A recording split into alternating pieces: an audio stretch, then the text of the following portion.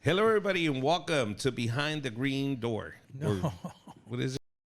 it's behind the green room door. Oh, Behind the Green Green Room. Room Door. There you go. That's why we have you here, man. Behind the Green Room Door, guys. Another episode. Today, we're going to talk about different things. One specifically is we did lose some family from the comedy community, Fu Quan and Rico.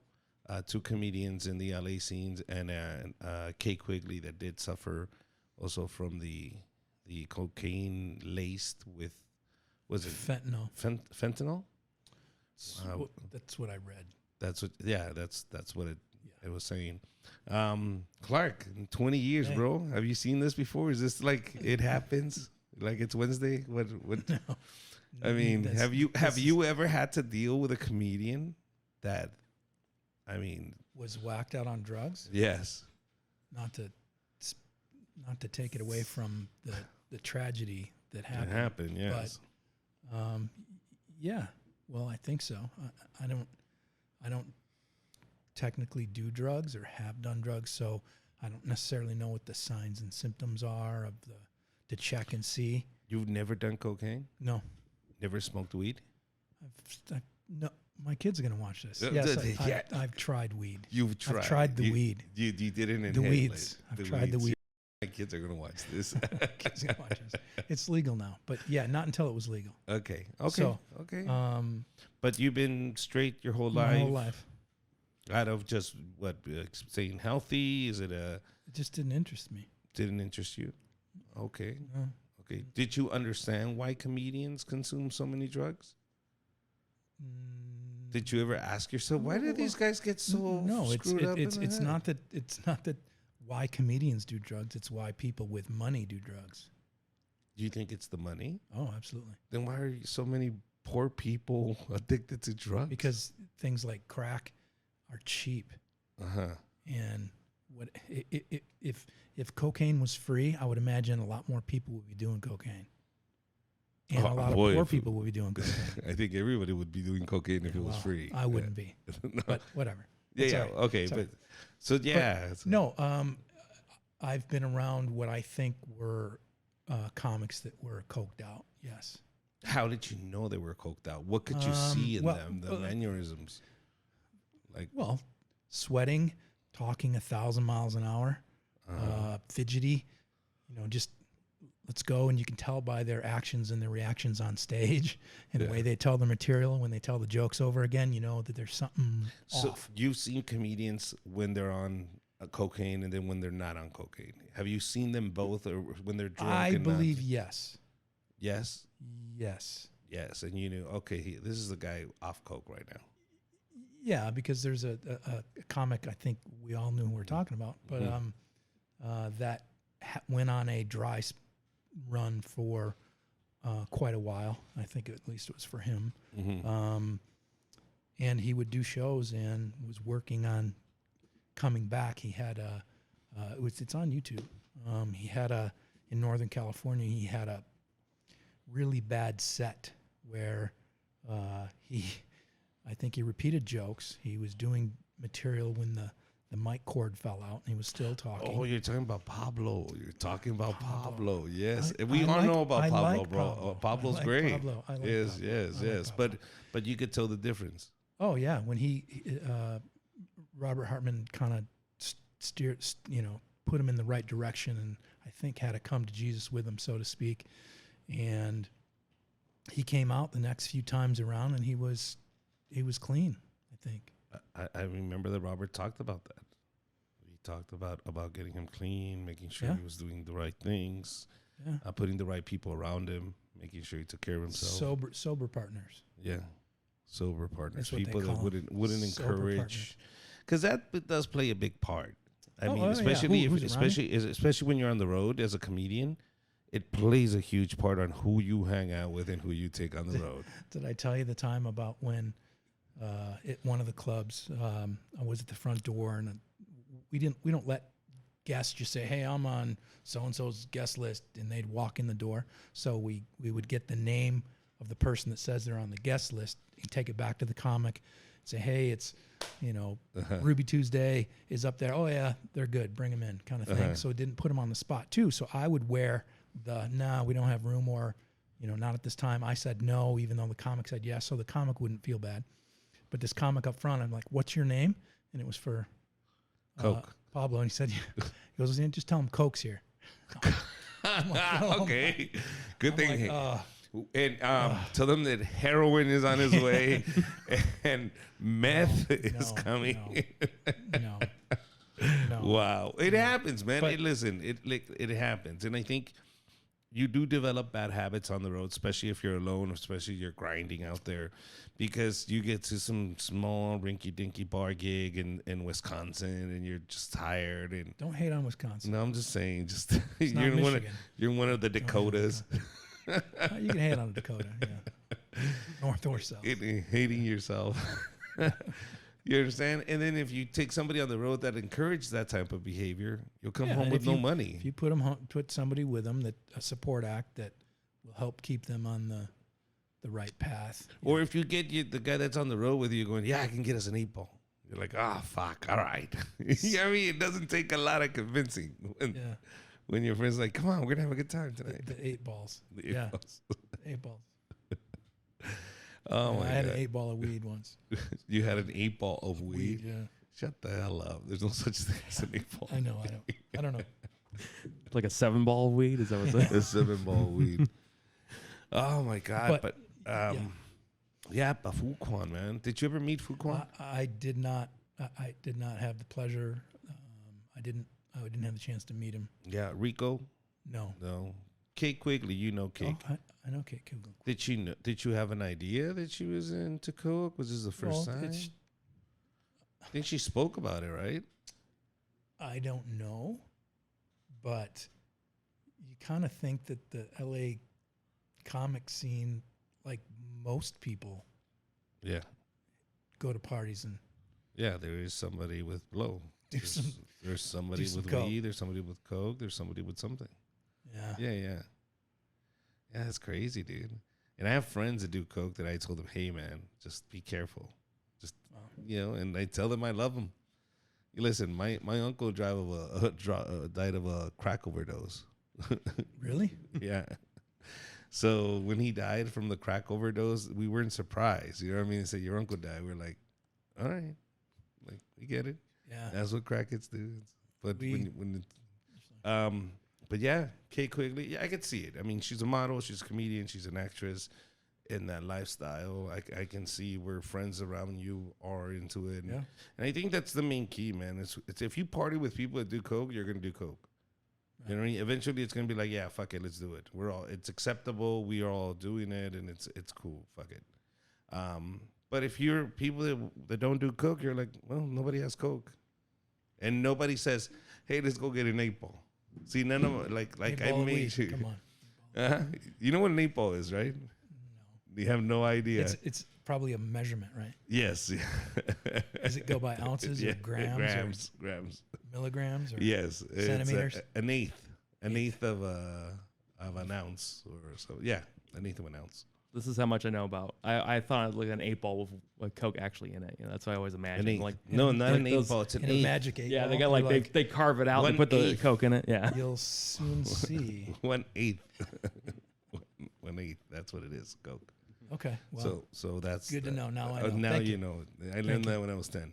So what what I'm telling you is that they party, that somebody brings it, that's great, and your friends doing it, that's what you're going to be into. I always made it a point not to get involved with people with. I mean, I know people that do coke, but I don't really party like that, so I don't hang out with. anymore. No, I never hung out with that again with that crowd. Anymore. Because I knew where it was going to take me. I knew where it's going to be. So Yeah. yeah.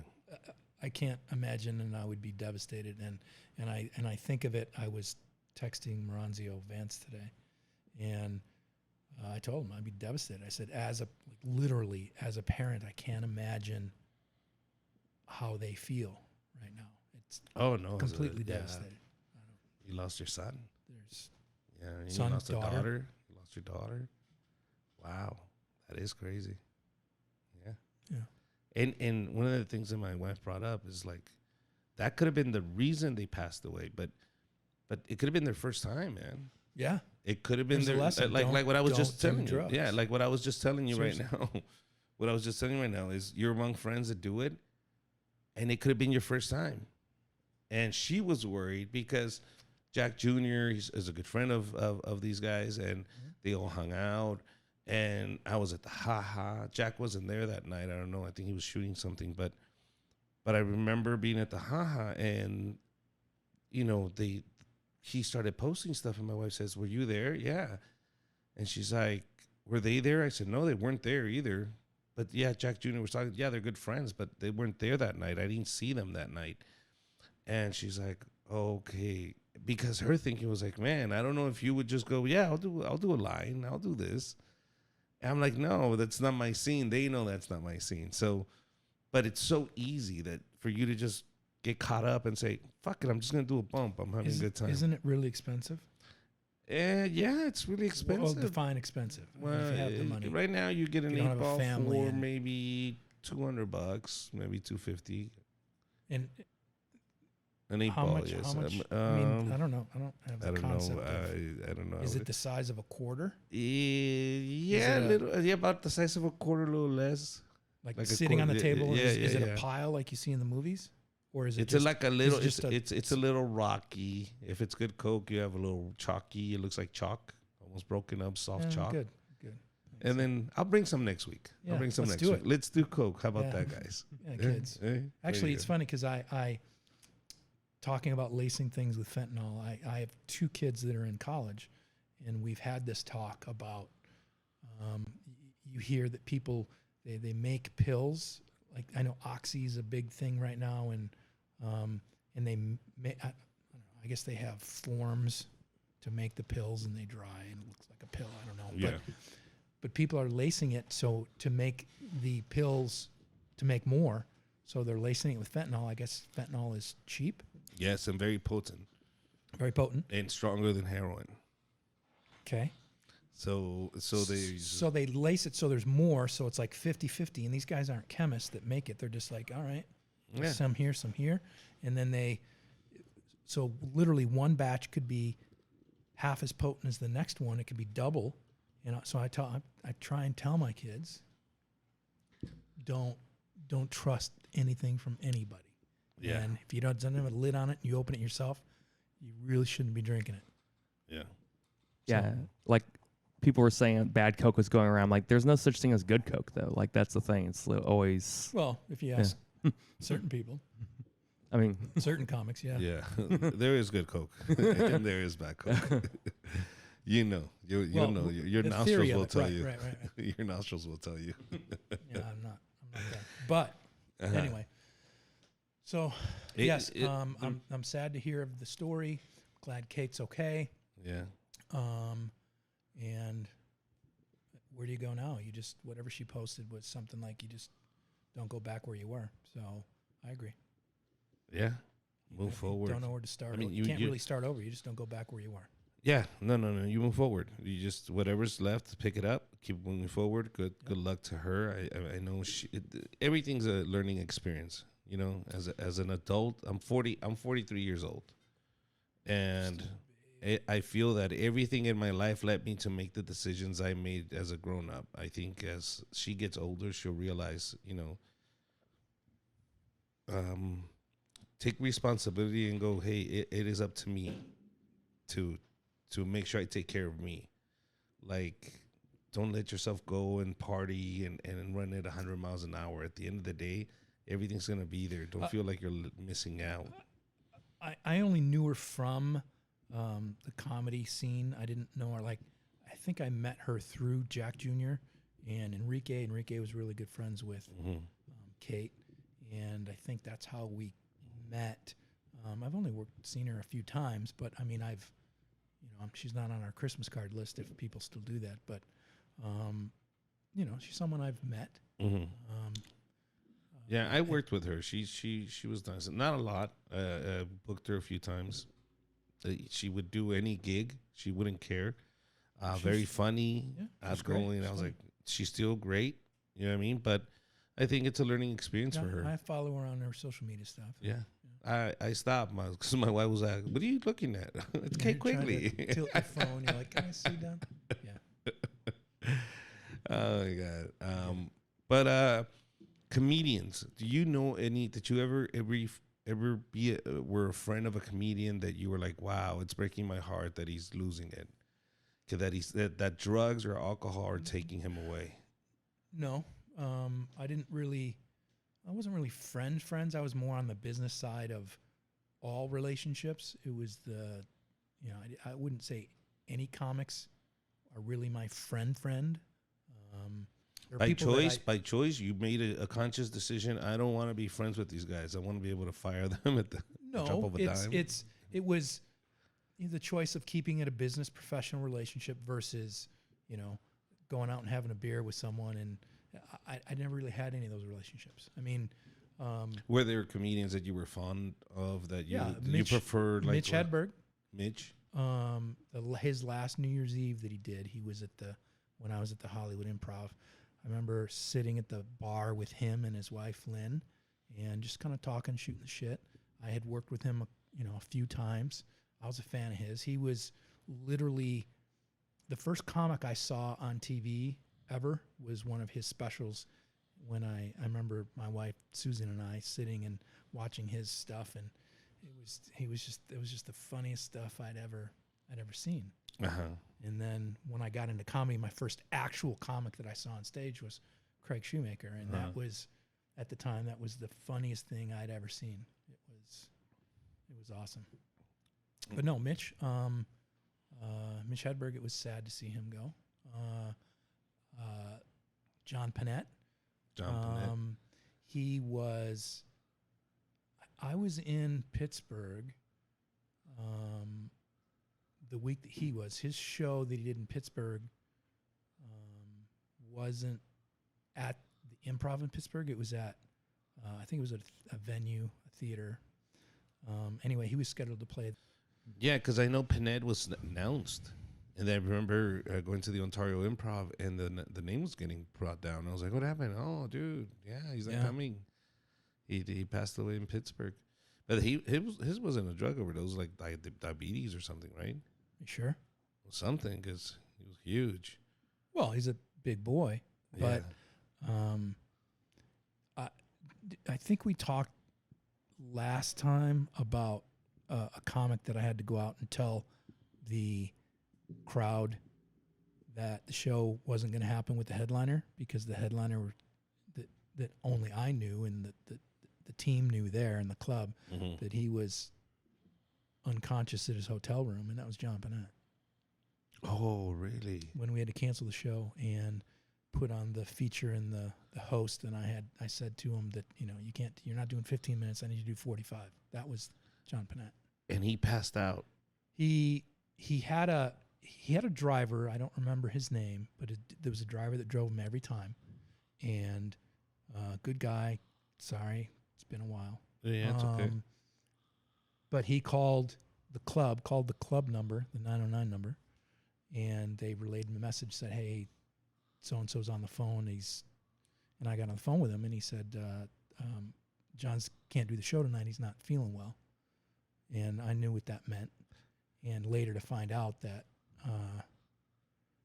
he had an episode, and he just wasn't getting out of bed that night. So that has nothing to do with his death in Pittsburgh, but that was just a time when he was at one of the clubs that I was involved in. And I mean, but you get that call and you go, "Hey, well, what can I do? I can't force this guy." Well, it was nothing to do with him. And a name as big as he was at the time. You even mentioned, I think last show was like, what do you do? Do you get mad at him? Do you dock him? It's John Panette. If he wants to come back, if he wants to come back next month and do a show, he's coming back. Because he sells tickets. Well, and he's funny as AF. Was he a nice guy? The nicest guy. John Panette? John Panette could have been top 3 nice guys. Really? Yeah. What makes him a nice guy? Like what makes a comic a nice guy? Like if as a comedian, as a club owner, you see a comedian go, "That's a nice guy." What what kind of courteous things that can a comedian do for just the club to say?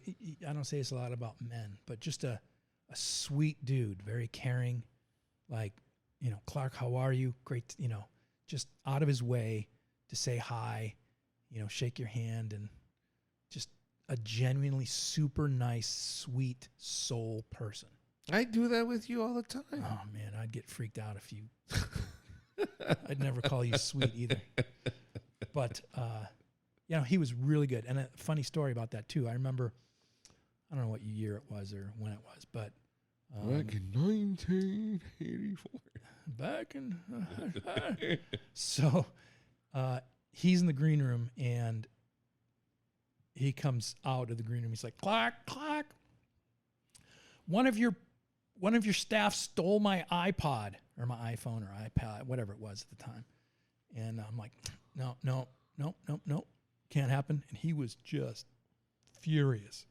Jumping it. Excuse me, furious that somebody had, and he probably misplaced it. Either way, he went home that night. He was upset that someone, you know, the green room is Sacred. That's a place where the comic can leave his keys, can leave his, you know, comics bring their dogs, and you know, the club should get a bowl of water, a dog bed, whatever, things like that. But the green room is a place where they feel safe and they're not going to get interrupted. You know, we talked about people having cameras everywhere, and it's more so now than even back then. But they can go and they can feel safe and just be themselves.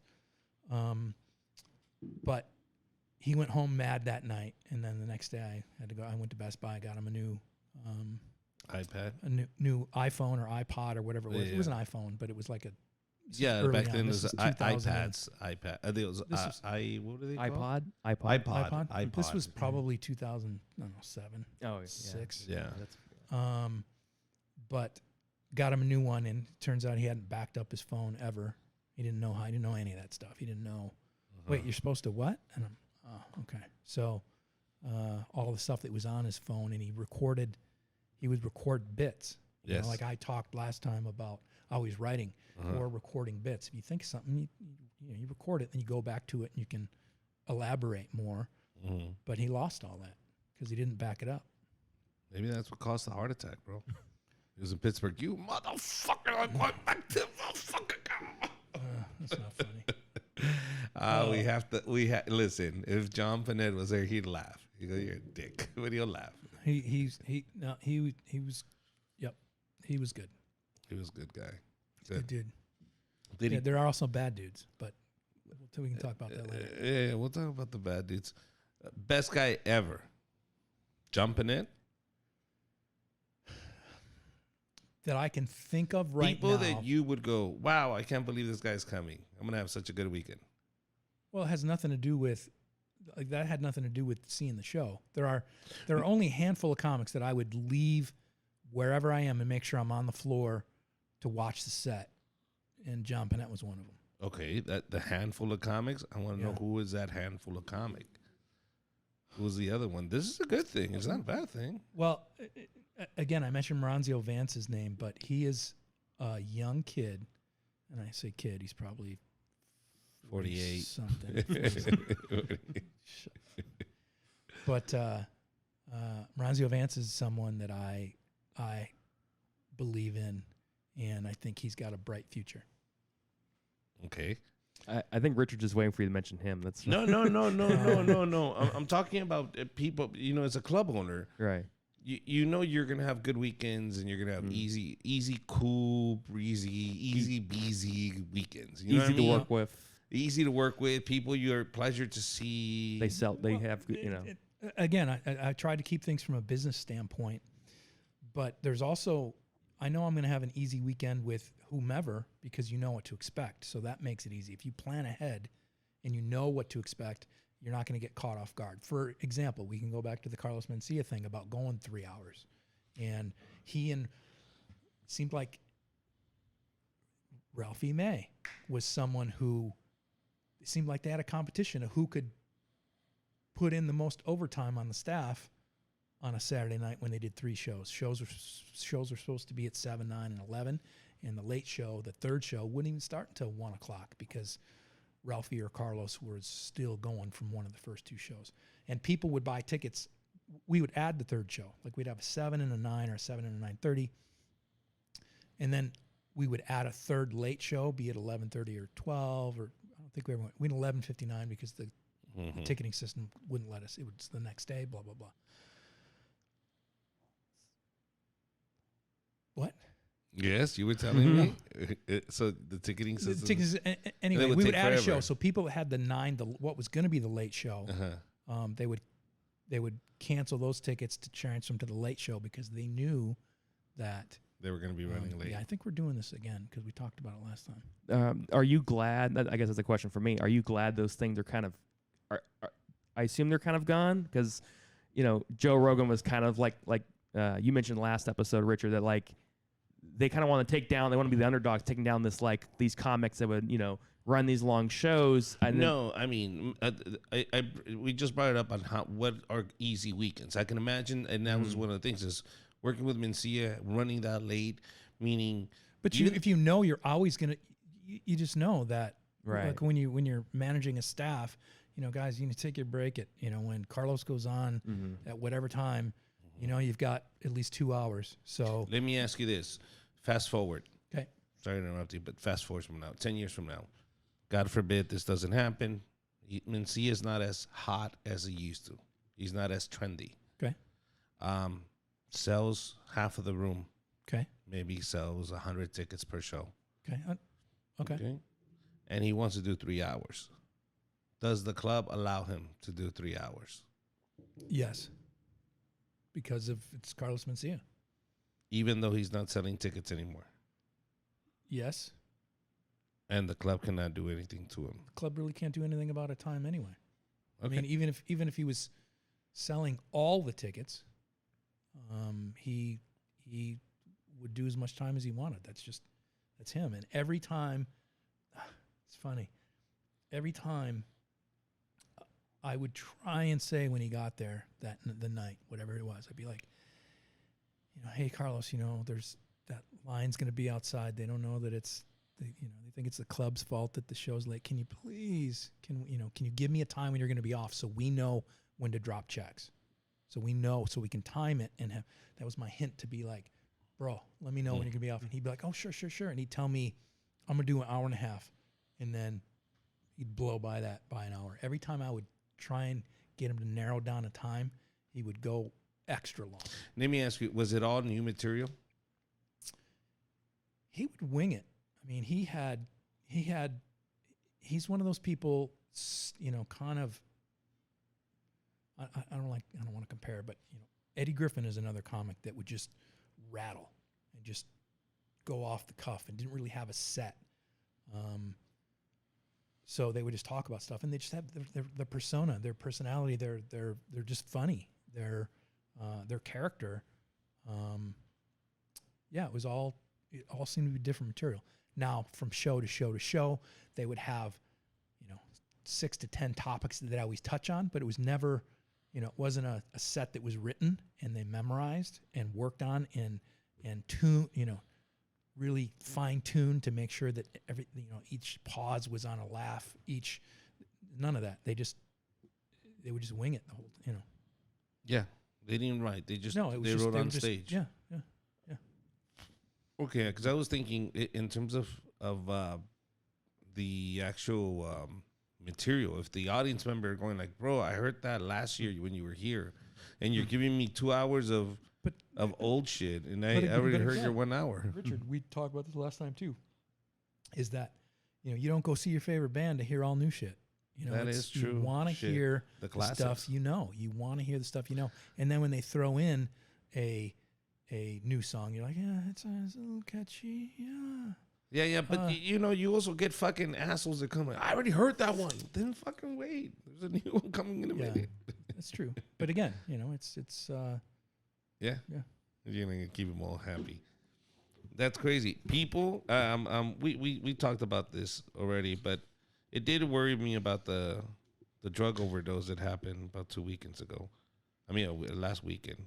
It really did worry me. And I was thinking, well, I gotta ask Clark if he's ever seen comedians go to that deep end.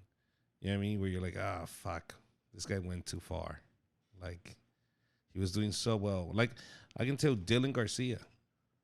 And I What know happened? that, yeah, exactly. What happened to that kid? Yeah, where was he? Remember that so kid? Funny. He's so Oh, funny. yeah. Look at you, So saying funny. so funny. But Cool kid. I've met been this out guy. of the scene for Yeah. a while. So he got picked up by Gabriel. Gabriel really liked him, took a liking to him, put him on Comedy Revolution. He did that show. But I think the kid just, got involved with the wrong friends once again, bro. When he was with me, he started with me when he was like 15, 16 years old. And I started bringing him around. Yeah. And introducing him to the scene. And I was like, dude, this kid is hilarious. And I was encouraging him to keep doing it. You got it, kid, this and this and this and that. And it just went to his head, bro. It went to his head. He really got pumped up. And it became where I don't need to listen to you. And I was I've seen that a lot too. And I was like, okay, like all you can do is step aside and let them do what they're going to do. And he fell. He fell hard. He got hooked up with drugs. Where is he now? I think the last thing I saw, he's in a rehab home. He runs a rehab home in Orange County. He runs it, or he he's runs in it. it? He I guess he was in it, and now Okay. he runs it. So ex addicts make great counselors. They know what you're going through. So he's good. running a home, and I think he has a little kid. I don't know if it's a boy or girl, but I haven't seen him anything in the comedy scene. I don't know if he's recovered completely and turned to Jesus or what, but I don't know. But the kid was hilarious. Yeah. But that's good. drugs just literally just pulled him apart and just ended his career. Even when he came back from rehab, I told him, dude, I got you, man. Just come back home. Let's do this again. And once again, like the day we were hanging out, the day he said, yeah, man, I want to get back into this. Help me out. His buddy showed up to the gig. Coke? No. Coke, exactly, probably. His buddy showed up. And I saw a disconnect, literally like a disconnect. Like he was telling me how he's better now, and he learned about triggers and not get involved with people because you have triggers. And he's telling me how he's all recovered. And I'm Here like, comes all Trigger. right. Yeah. And as soon as we get to the gig, I'm talking to him, and here comes Triggers, 3 of his thuggish friends, and they're all blinged out, looking like Tekashi 6ix9ine. And I was like, all right.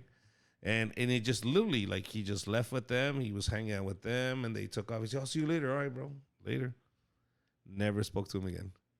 I was like, all right, bro. You made your choices, bro. You're doing this to yourself, not me. But to each his own, you know what I mean? But it was one of those things where I see a comic going, oh, fuck, you're fucking this up. People that drink, dude. Comedians that drink. You know what I mean? I don't understand the drinking part. I don't understand, you alcoholic. These guys. No, I remember when Gabriel had Felipe on his show. Like they toured. Felipe Esparza, Gabriel Iglesias. Mm-hmm. And Felipe's doing great right now, but I guess I don't know the behind the scenes story with those two, but it sounds like Felipe partied a little too hard, and they kind of went their separate ways, Gabriel Iglesias and Felipe Esparza. Well, And Felipe said it in interviews that it was just as simple as he wanted to get more recognition than the other guys that were on the tour. He didn't just want to be one of the guys. He wanted Gabriel to recognize him as more than just one of his guys. And he felt like he earned it. I mean, he would say comments like, everything that Gabriel has is me. Like, he's writing about me. oh, You know what I mean? Things like well, that. some of his bits were though. Yeah, they were about Felipe. But, What's up, fool? What's up, fool? Yeah. But, you know what I mean? You also got to understand, Gabriel at that moment, Gabriel didn't know where he was going. Yeah. You understand? So It was early, but yeah. Huh? You're right. Gabriel was still going, I don't know if I have the power to make it happen for you, bro. I'm just trying to see if I can make it for me. I'm about to be on the Tonight Show. When all of this was going on, Gabriel still wasn't that big. Right. To the point where he is now. Yeah. But he was also scared, and he didn't know what he was allowed to do or not do. And that's what some comedians don't understand is they don't even know. It's not even up to them. But you want them to make this. Well, you're the boss, bro. You're the comic. You're the one touring. You're the one that pays everybody. Right. No, motherfucker, that's not how it works. You know, I might have my reasons why I need to pay everybody this much. At the end of the day, he was picking up the bill for everything, and everybody wanted to go on tour. But that's a lot of money, dude. Yeah. Think about it. So what if he pays him more and then the other guy more? And at the end of the day, is like, what I hear is some comedians will go, oh, but if you go with Gabriel, you have to hang out with him, or you have to be there with him, or you have to eat with him, or you have to. I go, well, dude, if he's taking you it's because you're his friend, he wants you to go hang out with him. That's the price you pay. Yeah. As a feature spot, that's what you're gonna do, bro. Yeah. Or choose not to go. Well, whatever happened to like Noe and he didn't want to go hang out. That's what I heard. Huh. They were inseparable. Noe? Armando Cosillo, I think he has his own business. Armando. You know what I mean? But you know, you gotta understand, you grow out of it, man. And Gabriel grows out of them. Yeah. You know, as you get older, as you get more wiser, you go, okay, I don't want to do this anymore. Not interested in going clubbing every single night when we're on tour. There are moments for that, and then there's moments when you don't want to do that. And sometimes your feature act is like, I want to go party. You're like, fuck you, dude. Reminds me of a couple stories, but I'm not ready to go there. Oh, come on, bro. This is what we're waiting for. Are we saving for the Patreon account? Is that what we're doing? Yeah. Is that what we're doing? Patreon? OnlyFans? OnlyFans, yeah. OnlyFans, you wanted to hear the nasty dirty from Clark. You go to OnlyFans. Yes. Gotta make money somehow. Do you miss the comedy world at all, Clark?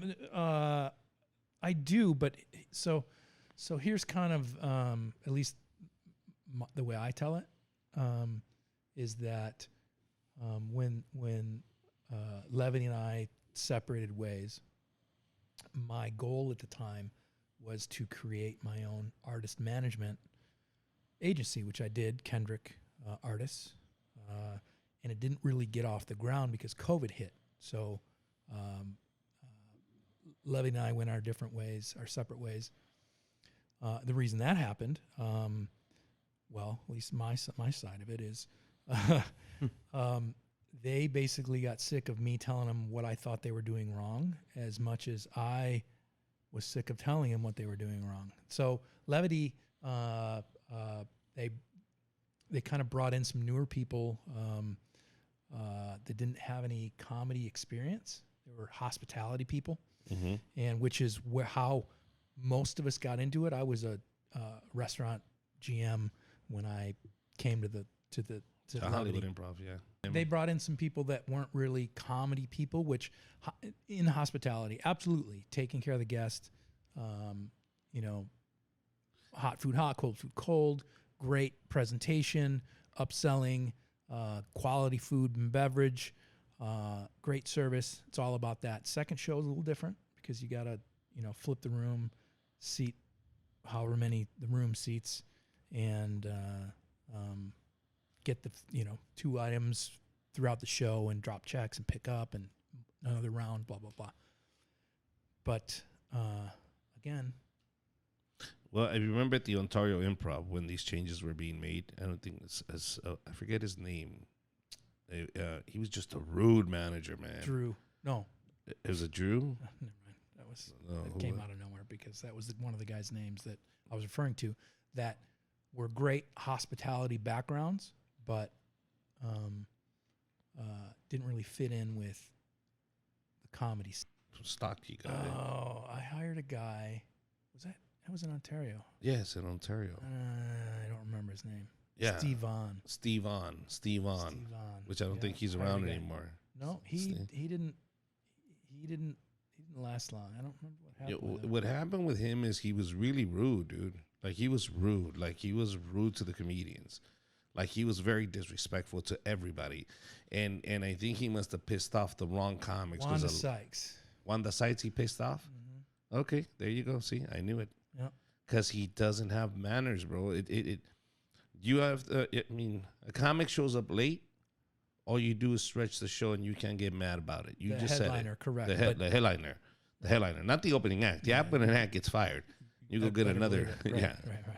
But I mean, the headliner, you don't go and scald the headliner. You understand? You don't go talking crap to the headliner. Now I remember that story. So what happened with Wanda Sykes and Steve On? Well, something about she parked in the back of the Ontario Club. There's the beautiful trash dumpster area. It's pleasant in the hot Oh, summer. and the smell. Oh, so nice. Well, that needs to be managed though. Yes, but it's the mall can can steam clean it, but she parked like in the middle of the two spots, and I guess Steve On. I don't know. I was somewhere else. I don't remember, but yeah, you were rich and famous at that point. And then anyway, but I guess she was running late. She came in, and he ran into the green room like, "Hey, I need your keys. I need to move your car." And it was, I don't know. I want to say it was a Lamborghini truck or something. It was something insane, and she's like, like, what? Long story short, it came back to me, and I talked with the comic. I don't know if it was Wanda or not, but they're like, he was so rude, and I had to chew him out for that. But I wasn't around all the time when he was there. He was there to replace someone. I don't remember who it was, but fill a manager role. And yeah, he wasn't the right fit. So we all make mistakes. No. This motherfucker made a mistake with everybody. Well, what I'm saying is I hired him. You hired him. I get that. Yeah. Because on paper, he looks like a great employee.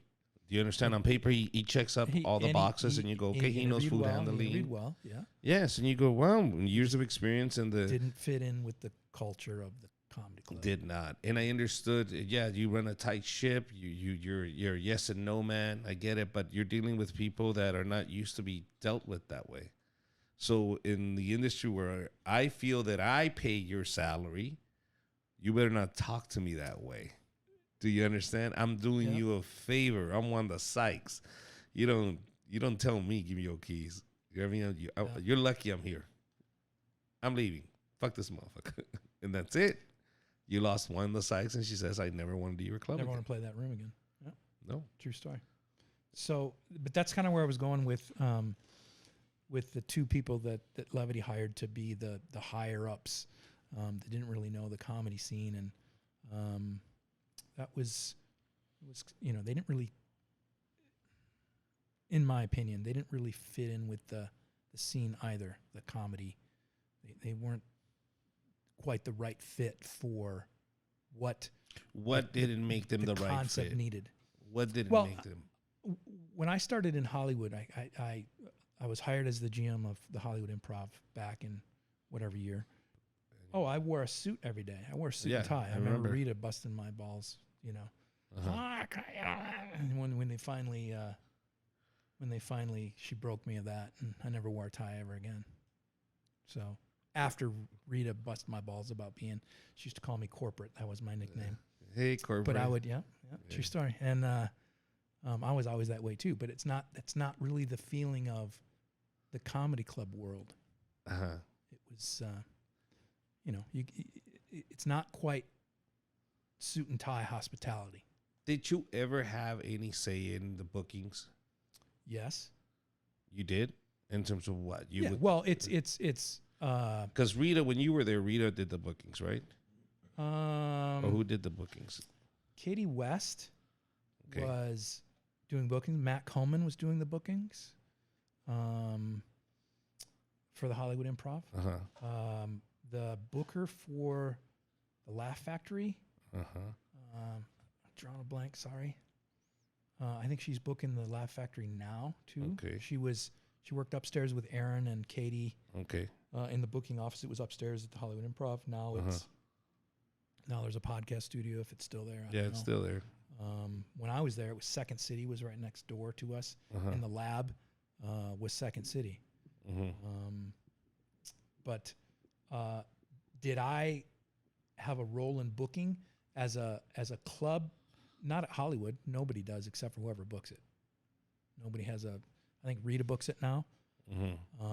But when you were there, who would? When I was at Hollywood, no, I didn't have a say. I was just learning the ropes anyway. But when I was in other clubs, a GM would have a role in who gets booked, especially off nights. It was all the GM kind of working. Now it's Cyrus that books the off nights and added shows. Mm-hmm. But as far as headliners go, not really. So you wouldn't say, hey, when I was there at the Hollywood Improv, I always hooked this comedian up. Meaning, you know what I mean? To Hollywood, no. Hollywood, you never told a comic, hey, man, I'm going to take care of you. I'll give you a shot here. Or I'm No. going to tell this guy. No?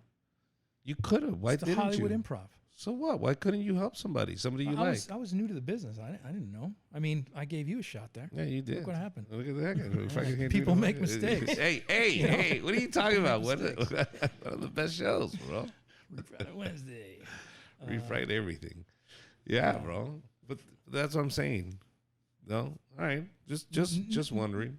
No, but in the road clubs, anything that's not Hollywood, we call road clubs. Mm-hmm. We Mm-hmm.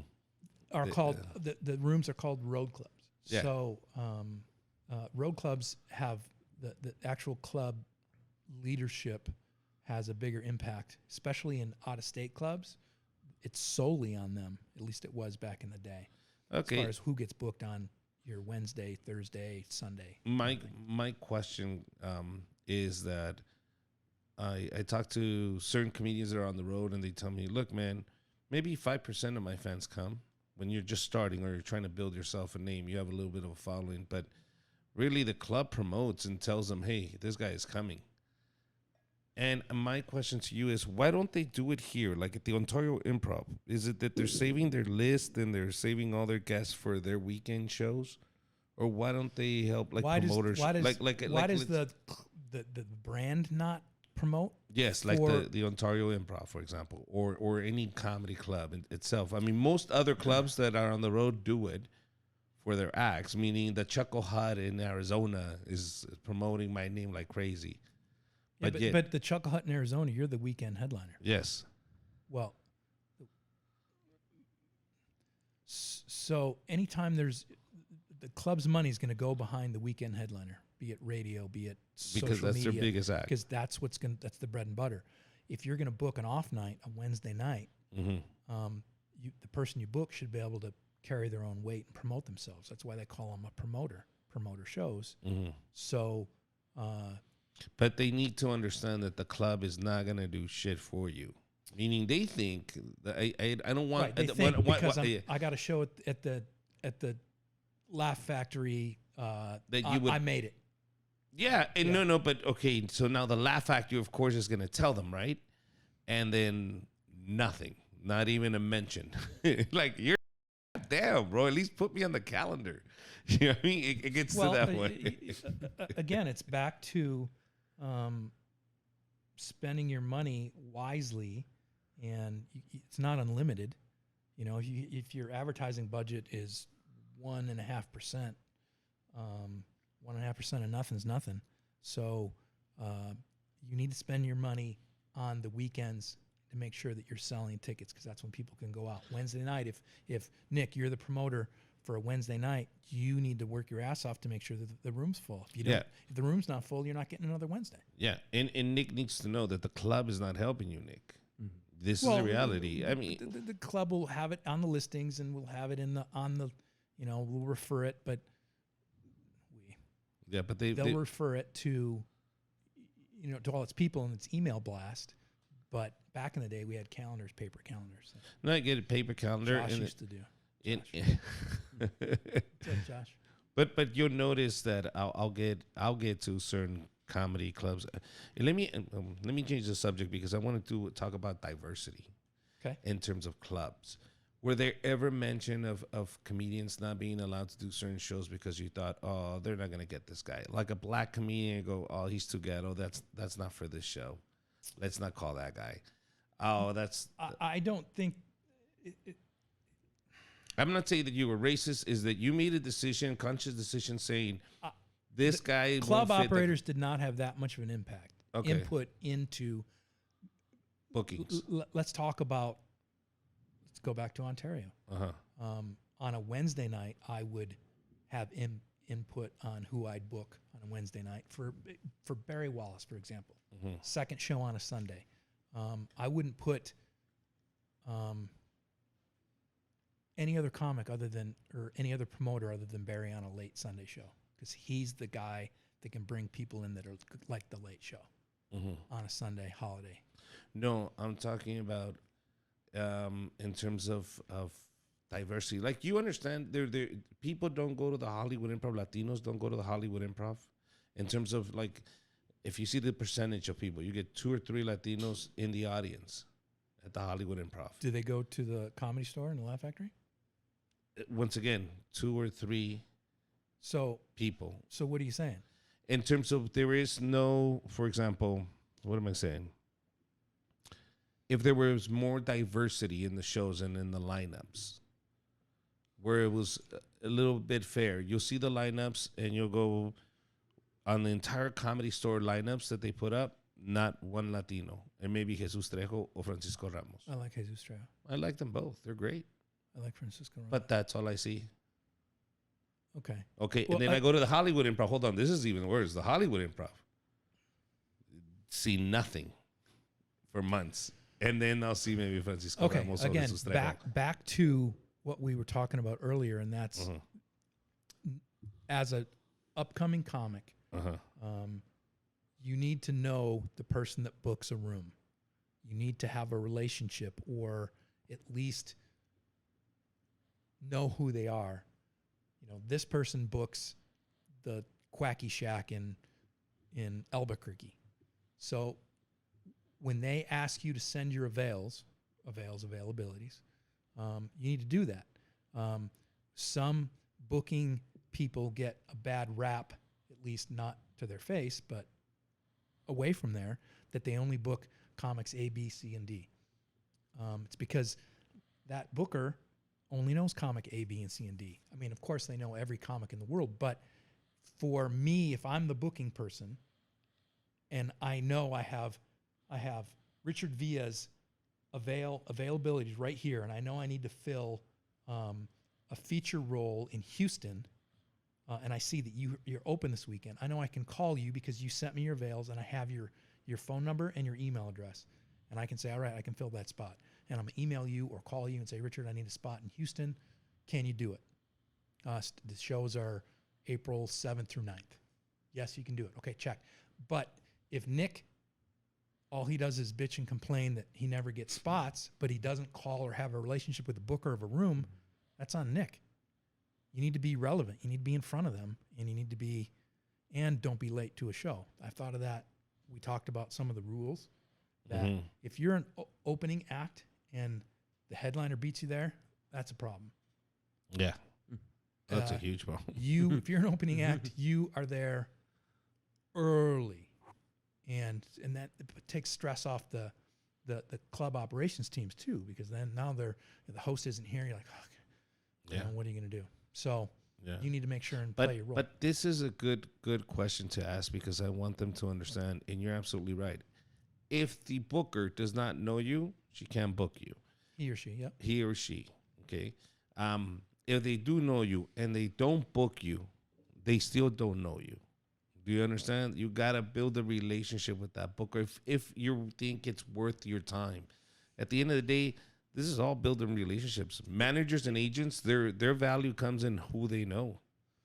How many doors can you open for me?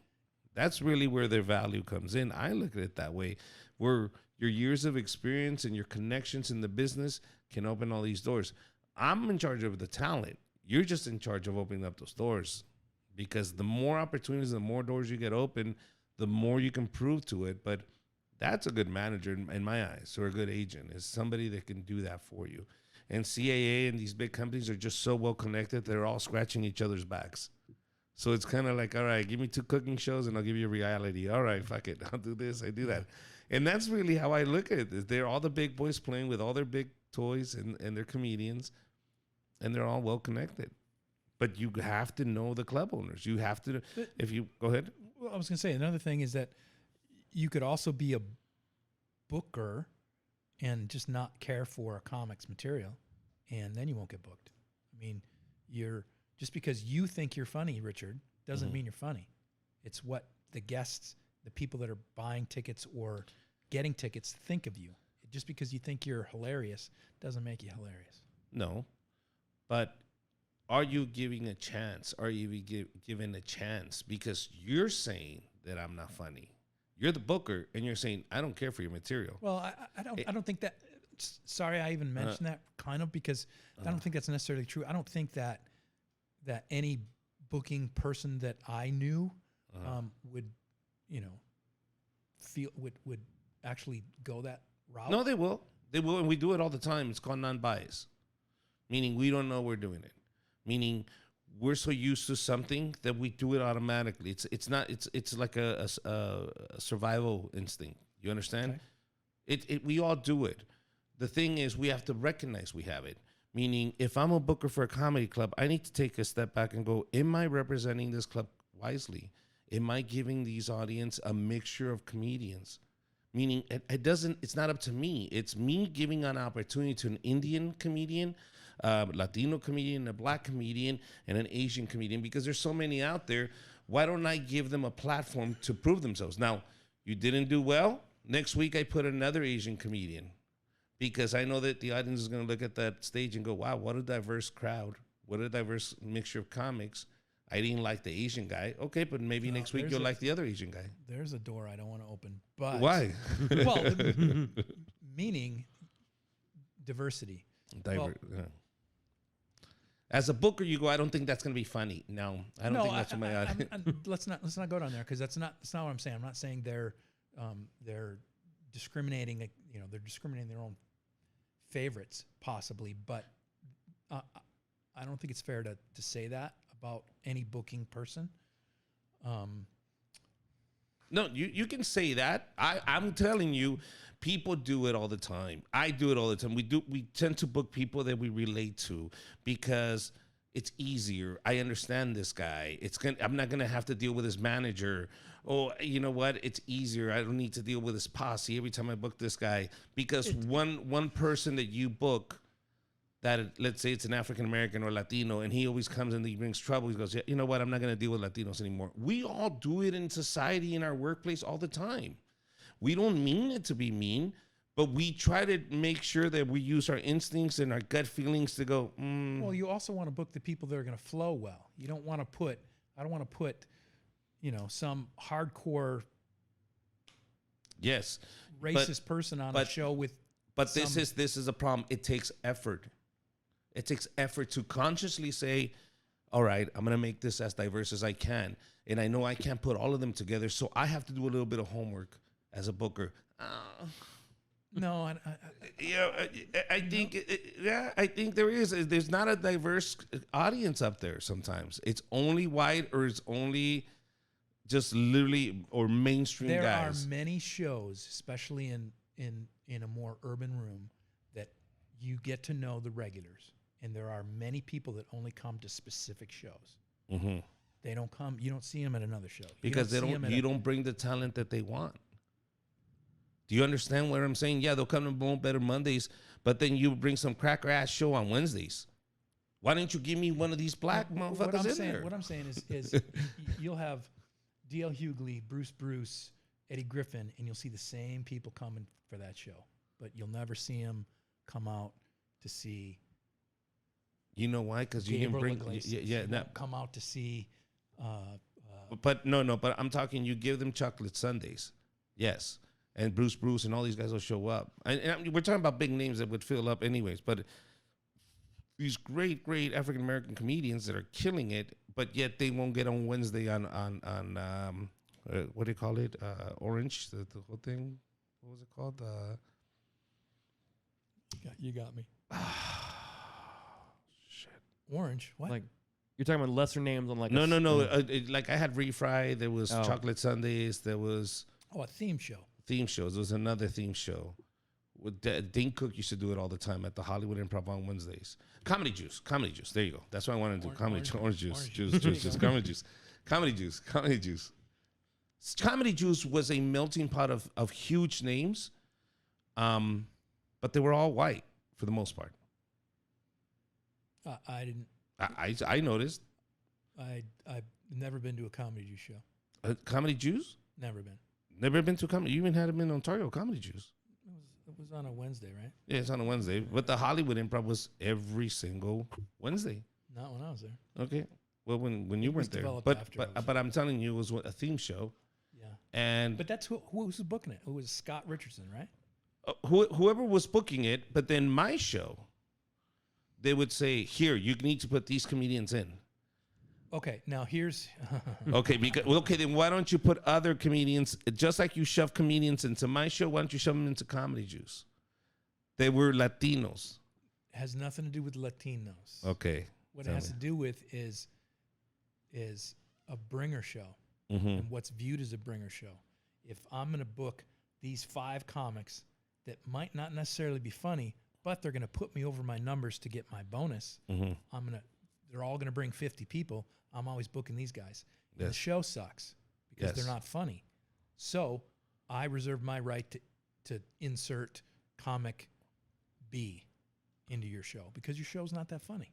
According to who? The audience or you? It's a good question.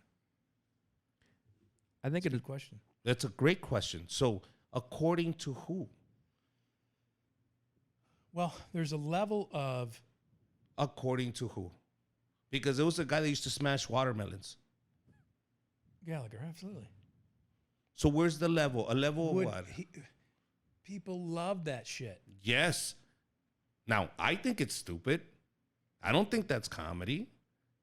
But you decide that you're going to shove people into my show because you don't think my show's up to par when I see the audience laughing. Just because you didn't get the joke doesn't mean it wasn't funny. Just because you don't get my culture doesn't mean you get to shove whatever you mix you want into my flow without asking me. You said it yourself. You have to make sure that your show has a certain flow and it fits. You don't It's just shove funny. any. Well, okay, but you might view that, I can't think of a name, but you might view that Bob Smith is hilarious, whatever the name is. But if he's not, if the audience reaction is not there for Bob Smith, you know that the show is making the brand suffer. So say we have a comedy club and it's called whatever. No. But what you're saying is the show itself Richard's would bring Comedy Room. Yes, but it would bring the quality of your name down. Yeah. Because according to who?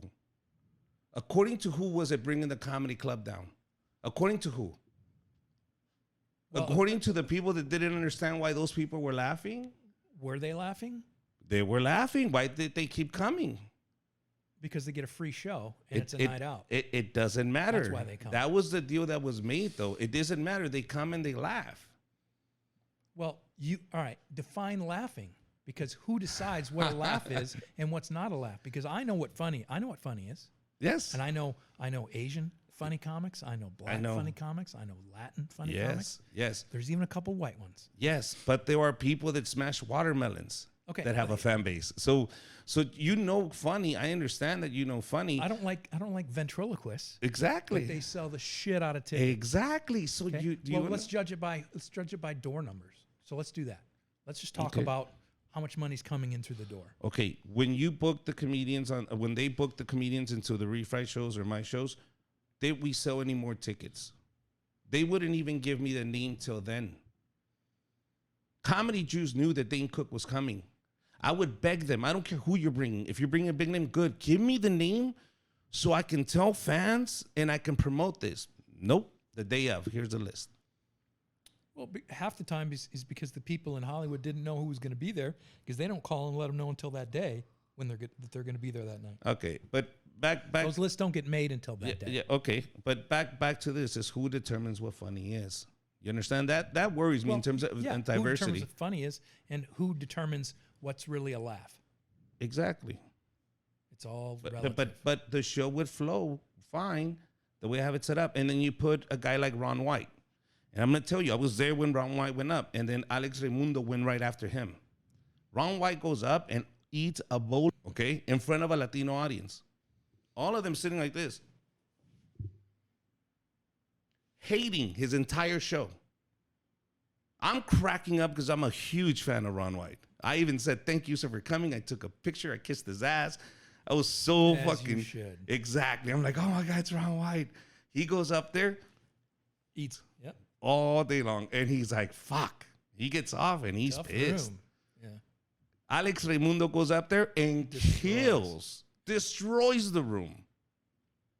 And Alex Raimundo wasn't booked. I just told Alex, get up there, man. You're here. He went right after Ron. And Ron was upset. He left. He never did the show again. Because he couldn't follow that shit. He didn't connect. That's what I'm saying is we need to be more diverse, and I think we need to stop thinking of, oh, I think this is funny. No, I think this is what the audiences need. I need a more diverse audience here. I need 25 or whatever.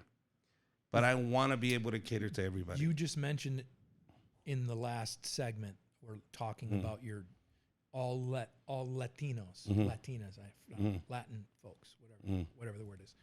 Well, not every diverse Ron White isn't going to play to them because he's not going to do well. So that's why you book certain comics. Yes, but now, Brad Riley, white guy. Who? Brad Riley. You don't know? I'm a shock. You don't know him. No. Hilarious white guy. Okay. Kills my room. Okay. Destroys it. Uncle John. Destroys my room. White guy. Oh, I know. Yeah, I know. Tell me, which ones do you want, Richard? Let's do a little bit of work. But don't just go, it's not funny. We're going to plug these in. You're discriminating the name. Couldn't there be like a thing of corporate meddling to like, oh, Ron White, he's a big name. Just put him in there instead of like, what'd you say, Brad Riley? Like, oh, maybe he's more of a flow at the show. I guess it's kind of a. But no, you're talking about apples and oranges, bro. But you have to like kind of know which guy's going to do well with which show. Well, one of the things too is when you have, we talked about this before, when a comic shows up and whatever show's on, if Dane Cook, if whoever shows up and it's, Mo Better Mondays, you want to put him up. Maybe not on Mo Better Mondays. But why not? Look, why not? I don't know. You put Dane Cook, you put Ron White in the Latino room. Not you, but they put up Ron White in the Latino room. I think they should have that kind of diversity. I think we should have that. I think people should be able to test different comics. Ron White is someone who should kill in every room. And he didn't. Okay. I wasn't there. No, you weren't there. I was, and that's why I bring him up. And I'm telling you, I was disappointed because I brought him up like my hero, man. I said, guys, this guy's amazing. I can't believe he's here. Like, I pumped him up. And they were just not having it. I was like, oh, shit. All right. But it happens. And I understood that. I understand that, just because I like them doesn't mean somebody else is going to like this guy. And I understood comedy. And it's so comedy subjective. Very subjective. You can't say this is funny, this is not funny. So when comedians say I was funny, it was like, I don't know, maybe. And I always believe is your audience will find you. Just keep doing what you do and try to be as honest as possible because that's the only way you can be consistent. If you're just honest, if you're just honest and you're not lying, you can be consistent. And just be consistent, and your audiences will start gravitating to you and saying, I get this guy.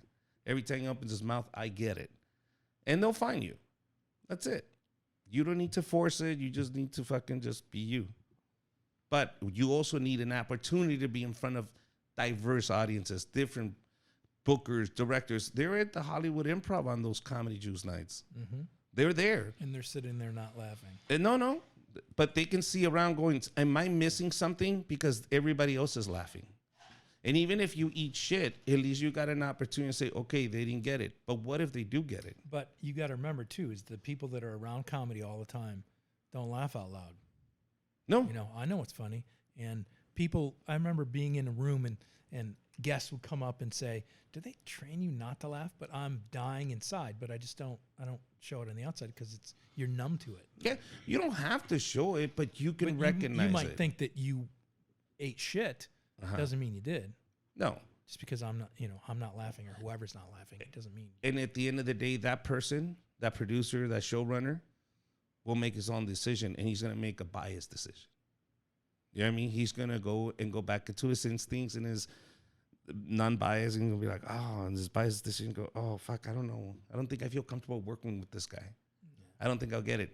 We do it all the time. We do it as human beings. There's nothing wrong with it. We just have to recognize it and go, should I take a second look at this guy? Am I being biased? And that's it. That's all I'm asking. And the opportunity to present yourself. Because, look, wait, we're running out of time because I know we have questions, right? I don't want to Right. keep ramping up. Hey, let's go. All right, guys. So let's get to the questions. Let's get to the questions, Clarks. I know we have a list of questions that Nick, you prepared that people Yes. had sent in. Yes, comics. Okay, the first question is from Stephanie Michelle. She's a comic in the Inland Empire and does stuff in LA. She asked, "What is the best way for a comic to stand out?" Best, we should probably have done these before so I could think about it. But the best way for a comic to stand out, isn't that self-explanatory? I mean, you gotta make the audience laugh, and But there's more to that. I mean, well, there's a lot of funny There's all the little things.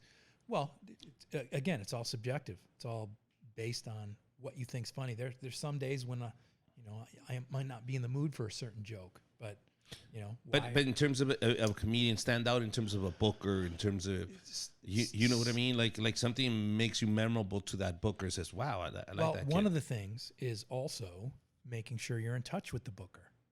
We're going to go over this, and you're going to see a pattern that you're in contact, and you know that booker, you know who books the room, and they have your information. So when they feel that right fit, be it the diverse show or not, if it's I need one of these guys, Latinos. I need this. This Latino. Why is everything got to be Latino? Well, I need this funny, geeky white girl, nerdy white girl on the show, because that would be the perfect fit between these two.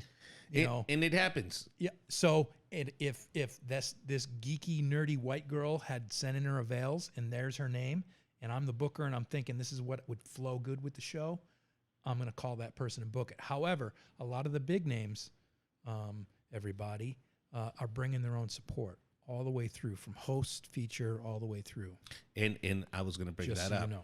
And you know what they do? They do what's best for their show. However they feel more comfortable. Sure. They'll book the opening acts. They'll book the features. And they know how they like to be introduced. They know how they like to have their merch sold and what their job is and their roles. So that being said, Clark, you're absolutely right, because staying in touch with people that are booking shows, staying in touch with people that can put you in situations where you're going to benefit from, it's important. Right now, Tom Segura tells me, "Hey, we're going to do the Spanish show up in Austin on the 23rd."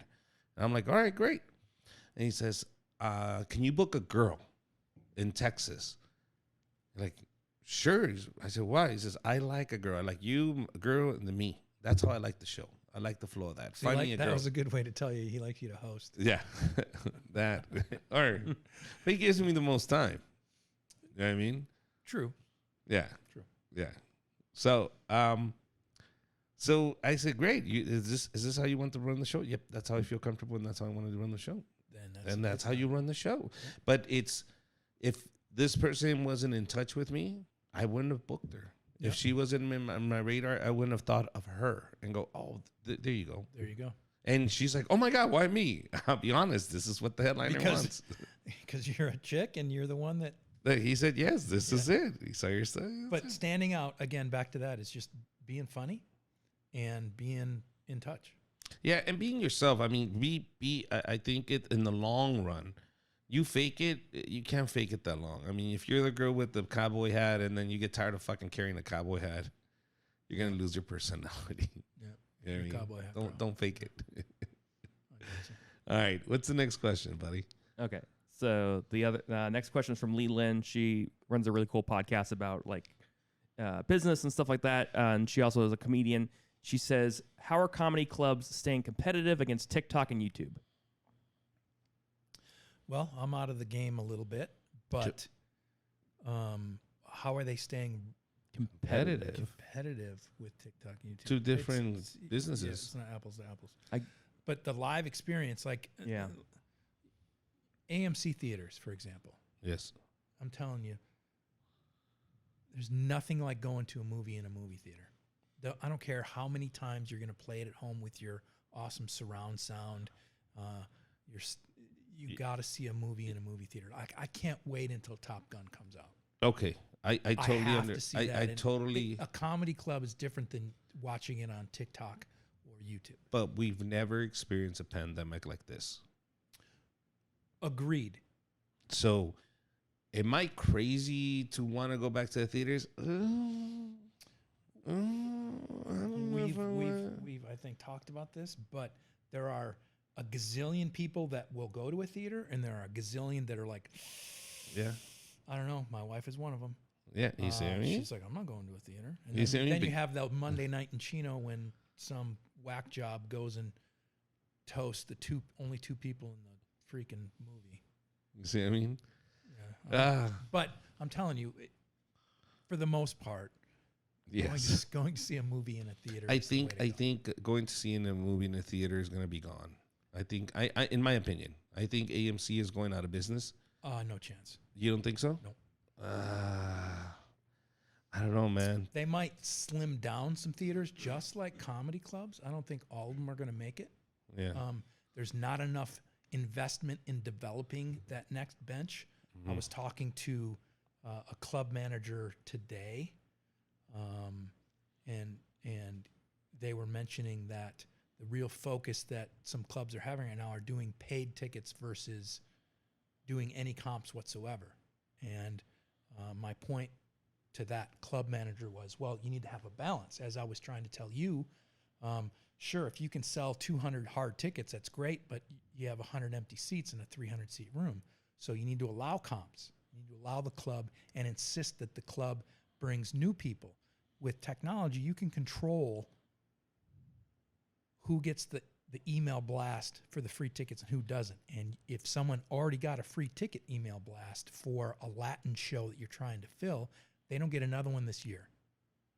So if I go in my ticketing system and I see that these guests paid to see Ron White. I know that they might like another show that's, Bill Anvil. well, Or any, meaning whatever. a show that that we're trying to develop. We're trying to help that person get their name out there. So it does happen. So the clubs itself will push certain people. They will save. Okay. We will send a comp offer to get new. Richard Villa is playing. All right. Gabriel Iglesias was here, and I see all these names that bought tickets to see Gabriel. Well, if you saw Gabriel, then they would probably like Richard Villa. So if they haven't come to a Richard Villa show before, we have all their history in there. We're going to send them a free ticket offer because we got 50 comps, and we're going to use those comps so that we have a butt in every seat, and we're getting 50 new people to experience Richard Villa. And if Richard Villa does his job, he's going to have 50 new people that next year when he's here, they're going to pay to see. Yeah. They're But pay to see Richard Villa needs to Villa. bring a new hour. Well, I don't know if he can write that new hour. Let me tell you. He's never has. So.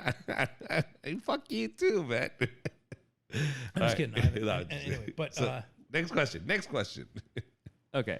So, question we asked you earlier, it was, what's a good way to get booked for road gigs at clubs without a manager? And it's everything that we've been talking about already, and that is keeping in touch with the booker who books the support and the person that books the off night.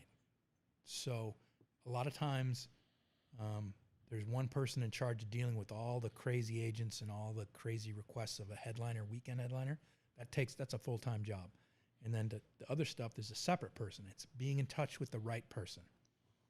That is how you get booked in road clubs. It's how you get booked in Omaha. That's how you get booked Shang is a great example of it. Shang has a database of bookers that he keeps in contact with. Everybody should. And he just does it all himself. He's just, dude, I call them directly. I book my weekends directly. I do everything myself.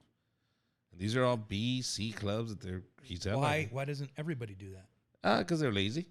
Okay, well then there you go. There That's you why go. you're not That's getting booked in. Yeah, that's it. That's a in Des simple Moines. answer, guys. It's not what you're saying is right, and you got to build these relationships. Does anybody pay you to go to Arizona and go see the comedy spot in Arizona? No, then go. Meaning invest in you, get in a car to see who's booking that weekend. Look at the entire calendar. Ooh, Jesus Trejo's there. Oh, I'm gonna talk to him. I know him. Let me ask him. I'll be on a show in Hollywood. And, and when he's there, I'll hit him up to see if he knows the booker. And so there are different level acts that the big names bring their own support. The not quite as big names don't usually get to bring their support or book their support, but they work with the booking office to put the right show together, be it's the either artist or the agent manager kind of thing. But usually the mid-range comics don't book their support. Quick question. If a headliner comes and says, I don't want this guy, can you fire him? Absolutely. It's happened 100 times. Really? You told no. It'll be a comic that the brand booked and the headliner doesn't like them. And I've actually seen it to where, because the opener, and I never said this to anybody, the opener was way funnier than the headliner. And the headliner knew he couldn't follow. So we had to let that guy go. Just because he was funnier? Didn't tell him that. Just say it's, X comic wants to go in a different direction. Here's your pay. Have a great weekend. Oh, man, but I canceled. They always say this, too. But I had other books. There are other gigs that I canceled just so I could do this. Bro, I told you that because I did have other books. You had no other.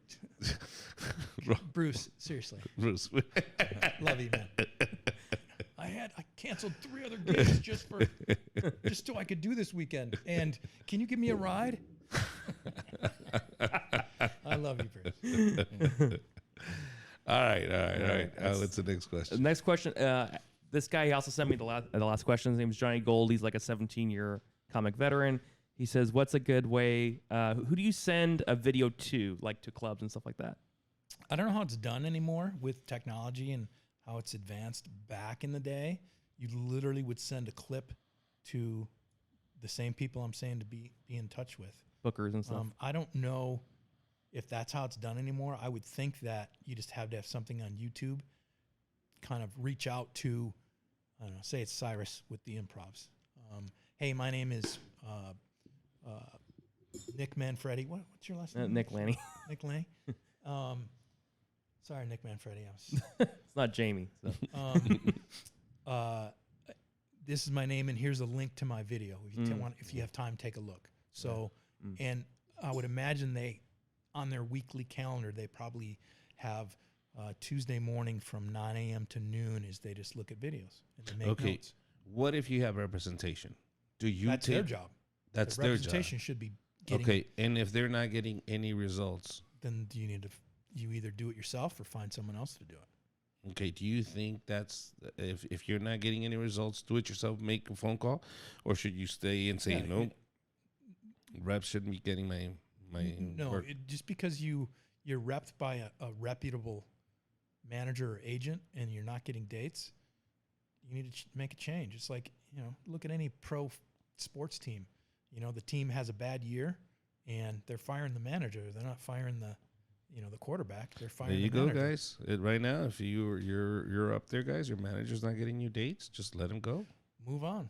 Buddy. It happens every day, man. Those people lose people every day. They gain people every day. Everywhere they go, they're dropping to pick up new talent.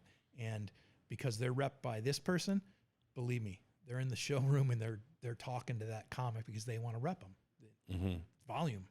So and they'll drop that comic the same way. They'll just keep adding to their roster until people quit, I would think. Or drop them as the manager, but I would just keep. Because I know comics that are, they've been in the business for a while, but their representation, but don't you have representation, bro? Doesn't your representation give you gigs? Oh, they don't do shit. They don't do this. I used to hear that all the time. You see what I mean? I don't give me weekends. I'm telling you to give me weekends. And so is it the representation or is it the fact that the booker's just not interested in you? Even though your representation is somewhat credible, but they're going, nah, not that guy. Or is it a whole thing of, oh, he's too old. We don't want to invest in that anymore. No, but you can get yourself burned if you have a bad reputation. A comic that I would consider solid has a bad reputation because he used to like to drink and get in fights.